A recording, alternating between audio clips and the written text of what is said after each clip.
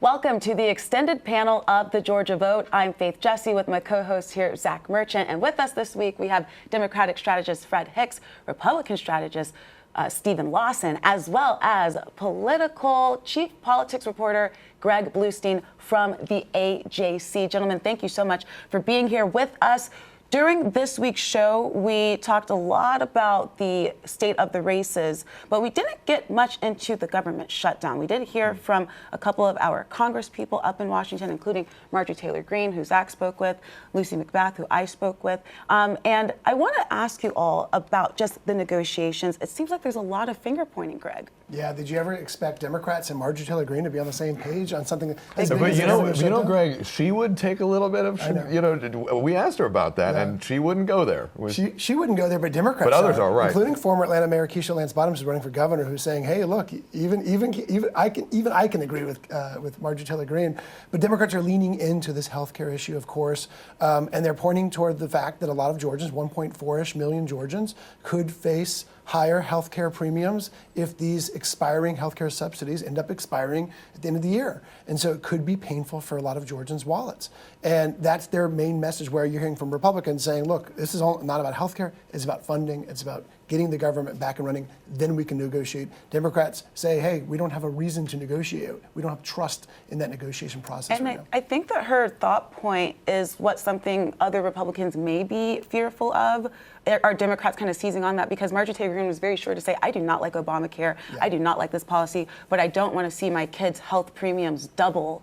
And a lot of people, most Americans don't want to pay double for health care. But Stephen, how do they come to a negotiation and agreement here with that? Yeah, it's going to be really interesting. I think there's, in the end, to land this plane, there's going to have to be some sort of compromise on this issue about insurance. I don't know how much Republicans are willing to give, because I believe that they are correct. We should deal with funding the government in a clean CR that has been done 10 to 13 times on its own merit, and then have that conversation about health care. But I would agree with Marjorie Taylor Greene, and that Republicans need to have a solution and an answer to Obamacare. We know that Obamacare is not working. It has been artificially propped up by these subsidies that the Democrats voted to put an end date on, that now they want to extend again. So we can't keep printing money and throwing a Band-Aid on a broken system, but we do have to have an alternate solution. And that's what I think Republicans need to bring. And the Congresswoman did not mince words. She said Republican leadership does not have a plan. It doesn't have a solution for this. Fred, did that surprise you to see her say that? Not really. So Marjorie Taylor Greene, well, I'll tell you what. So Marjorie Taylor Greene and many Republican leadership since Obamacare passed have pretty much agreed that they don't like Obamacare, but they like the Affordable Care Act.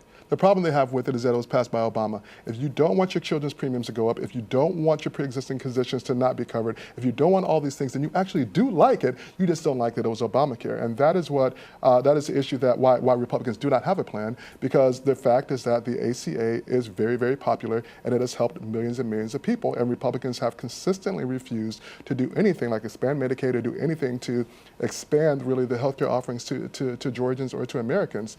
And so at this point, unfortunately, after the clawback that happened not that long ago, Democrats do not believe that this president and this administration or the speaker, in the Senate it's a little bit different, but that Speaker Johnson or that the president and this administration will negotiate in good faith.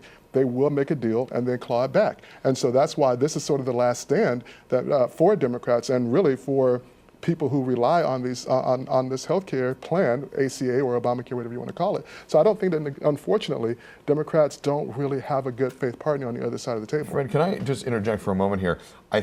In some ways, Greg, do you think we're seeing in Stephen and Fred a little bit of a microcosm of the gulf that Republican and Democratic negotiators need to cross to reach some kind of agreement here? Because, I mean, you guys both have strong opinions on this, and they are from different perspectives here, it seems. This is the impasse right here that we're watching, and this is also why Marjorie Taylor Greene is so interesting, because she's become something of a free agent ever since she passed on that Senate run. And there's lots of speculation about why she passed on that Senate run, but she has been even more maverick than usual, I'll put it that way, and willing to go against her party line even more so than we've seen in the past. And when it comes to this issue right now, where there's very few sitting Republican lawmakers who are saying, hey, that the Republican approach is wrong, it gives her even bigger platform.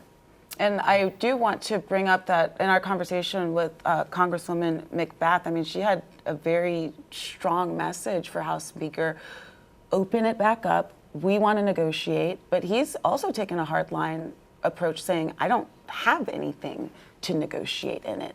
I mean, that's the issue that we're seeing here, though. Greg, do you see, and even thinking back to the last government shutdown back in 2018, 2019, the president ended up kind of giving way and saying, okay, it's 35 days, let's get this passed. Do you see Speaker Johnson kind of following that, or do you think it's going to be President Trump making that call? Yeah, what's different about this shutdown is that we're not hearing a lot of that behind the scenes. Hey, they're making progress on these points. We're not sure where it is, but they've been talking. In this case, we have been hearing just nothing.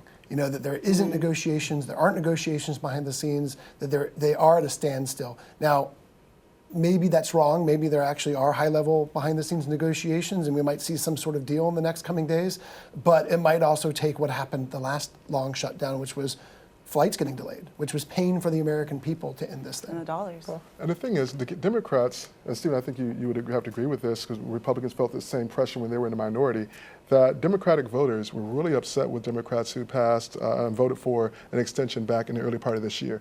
And so the Democrats can't just walk in and say, okay, and vote for this. That will really threaten our electoral opportunities next year. People want, as we talked about during the show, people want to see a fighter. Democrats are tired of what we feel like Republicans taking, and winning. And Fred, I'm getting the wrap up here. Stephen, I want to give you the last 10 seconds. Do you agree with Fred, at least insofar as the big tipping point is going to be, who does the public blame most for this? Do they blame Republicans or Democrats, and that will decide where this goes? Yeah, I think so. And to Fred's point, I mean, Chuck Schumer, again, just last year voted for the CR because he said it wasn't as bad as shutting down the government would be. So there it is, the microcosm of the debate as it stands right now in Washington and right here in Georgia. Thank you all, as always. Thank you for watching us. We'll see you next time.